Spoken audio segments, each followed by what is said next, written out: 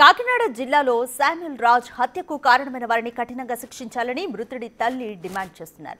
ఇద్దరు యువకులు ఇంటికొచ్చి తన కొడుకుని బైక్పై తీసుకెళ్లి హత్య చేశారని ఆమె చెబుతున్నారు. నిందితులను కఠినంగా శిక్షించి తమకు న్యాయం చేయాలని వేడుకుంటోంది.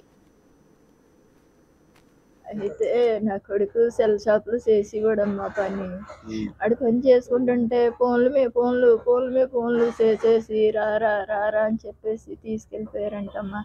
ఇంటికి వచ్చేస్తున్నానమ్మా అన్నాడమ్మా.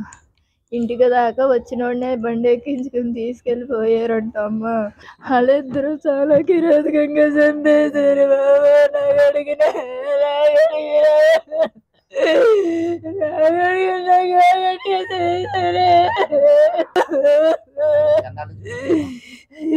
నాకు తెలియదండి. 4 సంవత్సరాల కిందట ఇద్దరికి గొడవైంది. అప్పుడు నేను అన్నాను, నా కొడుకు జేబీలో గంజాయి పెడతాను అని నేను గంజాయి పెట్టి బుక్ చేసి అని నేనే చంపేస్తాను, నా చేతిలోనే ఉందాడు సావని చెప్పాడు బాబాయ్. ఆడన్నమాట చేశాడు, నా కొడుకుని ఆడన్నమాట చేశాడు. ఇప్పుడు అమ్మాయి విషయంలో చేశారని చెప్తున్నారు.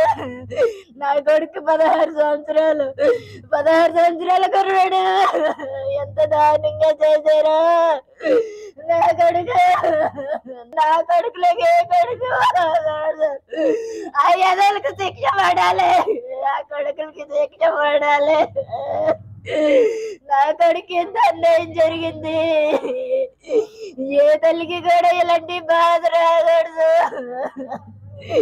ఇంకో కొడుకు ఎవడు కూడా అలాగే అవ్వకూడదు.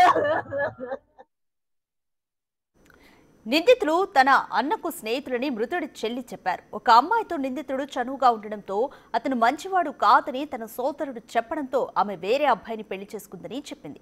అప్పటి నుంచి నిందితుడు అన్నయ్యపై కక్ష పెంచుకుని హత్య చేశారని వాపోయింది. అన్నీకి ఒక లవ్ స్టోరీ ఉండేది. అక్కకి అన్నీ మంచోడు కాదక్క, అన్నీతో తిరక్కు అనేసి చెప్పాడు.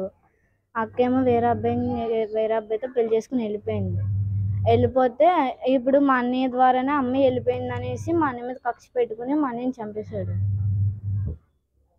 ఇప్పుడు మా అన్నయ్య మా నాన్న కూడా లేడు అంకుల్. మా అన్నయ్య సంపాదనతోనే మేము ఉంటాము.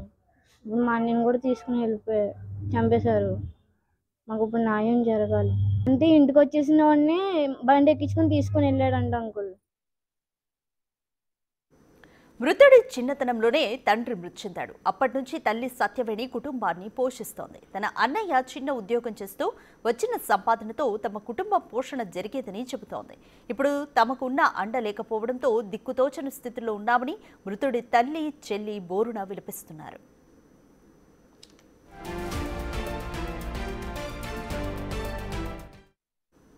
మోర్ డీటెయిల్స్ మా ప్రతినిధి శివశంకర్ అందిస్తారు.